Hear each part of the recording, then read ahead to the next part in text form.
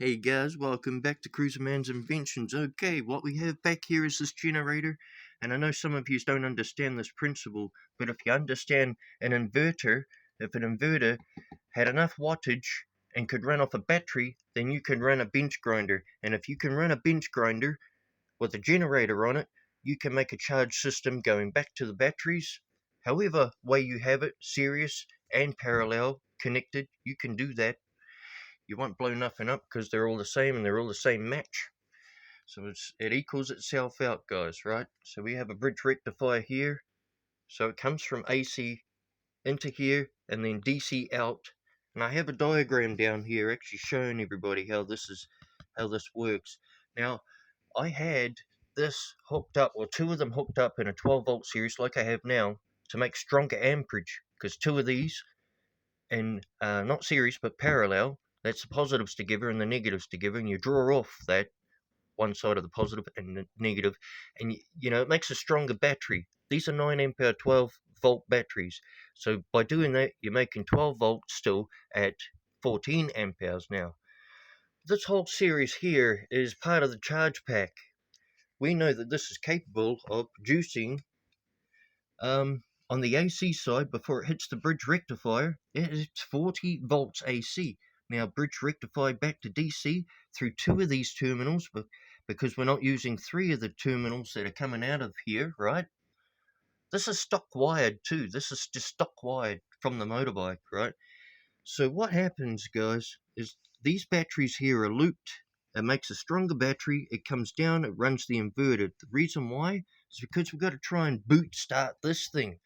As you all know, even when you plug this thing straight into the wall, it has a hard time trying to get started. You've got to help it. And so that's the whole point of the two batteries trying to kick it in. And they're still not strong enough, but I did have it. I just think these batteries are gone below bar a little. Okay, so this inverter is capable, well, it's only a small inverter, guys. 12 volts comes in, it's only 300 watts. It's barely capable of even running this because this bench grinder is 200 watts.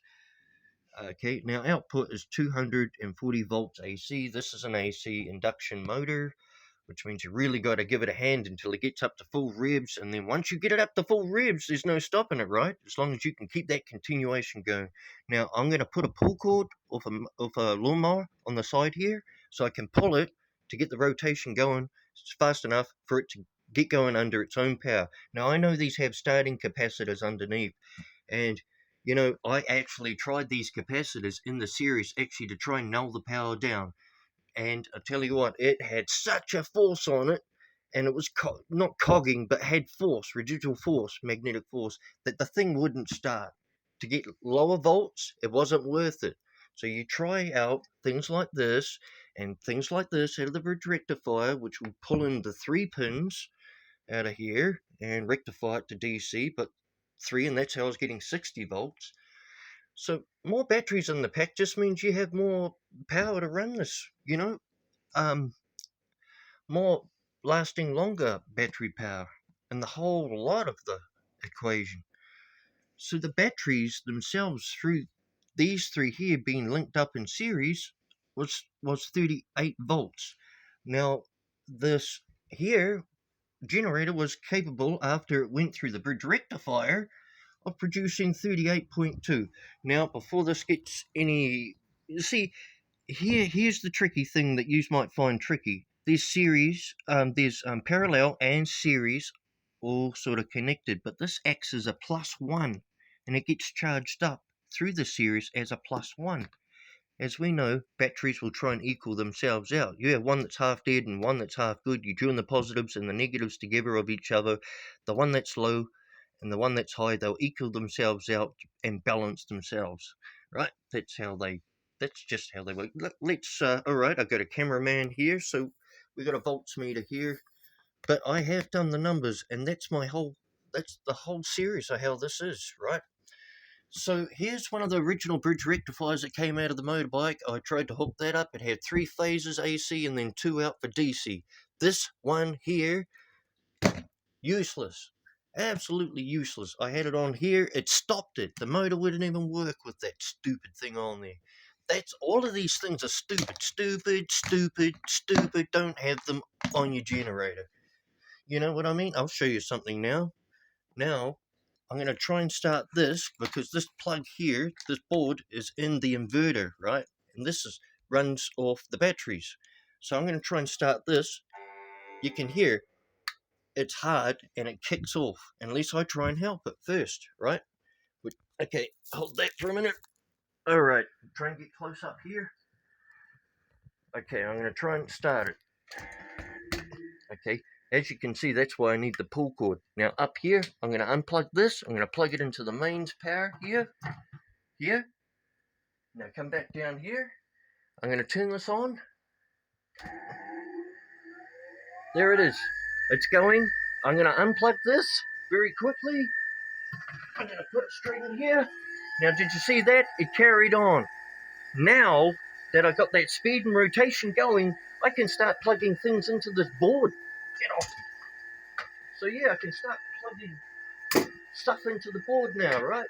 My charger that charges up my e-bike here charges up 72 volts of battery pack. Oh, come on, girl. Come on. Keep going. Keep going. Okay, it coughed. Didn't like it. Okay, we've got to restart it again. That's... Okay. I had all of these things running off it. Get this shit off here. Just going. Right.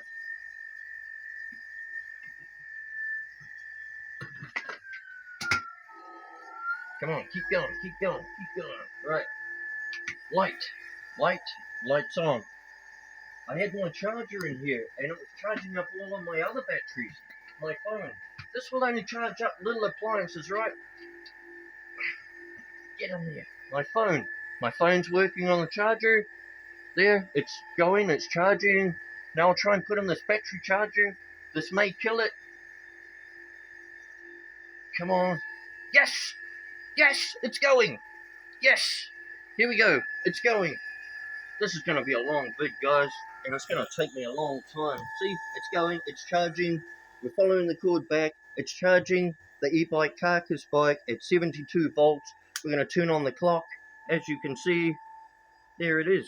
It's charging it up. There we go. You saw the volt up? Right. Off. Let's get back to it. Freeze frame this. That's all it is.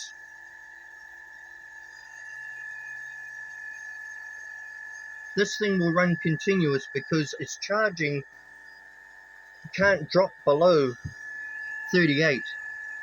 That's why it's continuous.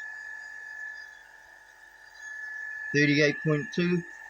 Batteries in series are only 38. This one follows. Cool, guys. Well, I hope you've enjoyed that. There's proof. Alright. I need a bigger inverter. Then I can run more stuff. This is how this works. Cool, guys. I hope this cleared up a lot of stuff for you. Awesome stuff. Hey, that's all self-running. It's in itself. It's not in here no more. It's all there. It's all there. Cool, guys. Hope you've enjoyed. If you have any more questions, that's all I can really say about it, because that's all there is to know about it. It is what it is. There's no fake shit there. I build this stuff daily. So, that's why I'm Cruiser Man. It's inventions. Awesome stuff. Build yourself one. You can take it anywhere with you. But I'm going to put a pull cord on that so I can make it run itself without the kickstart. Cool, guys. Cruiser Man out. It'll run for a long time. Ages, until it overheats. And it ain't going to get over hot for ages.